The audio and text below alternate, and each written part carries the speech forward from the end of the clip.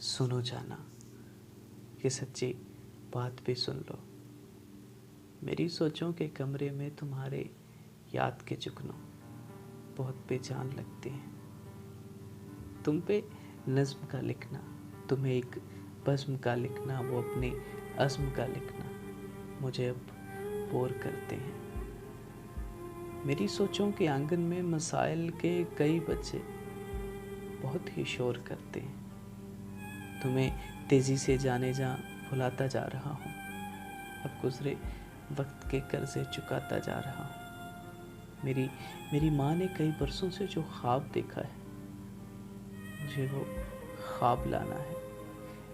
मेरे बाबा के कंधों से हमारे बोझ का थैला अभी गिरने ही वाला है, मुझे वो भी उठाना है। मेरी माँ के ख्वाब की खातिर, नई हिजाब की खातिर सुबह घर से निकलता हूँ तो सारा दिन पिघलता हूँ।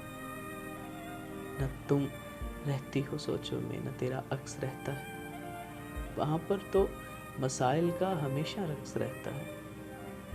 वो जिसे हम भूख कहते हैं, वो एक शख्स रहता है। ये शख्स मेरी जान मुझे बहुत ही तंग करता है।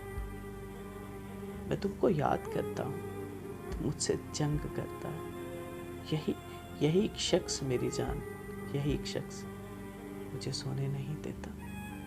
तुम्हारे हुस्न की यादों में मुझको खोने नहीं देता। यही एक शख्स तेरा होने नहीं देता। मुझे मालूम है, मुझे मालूम था जाना कभी ऐसा तो होना था।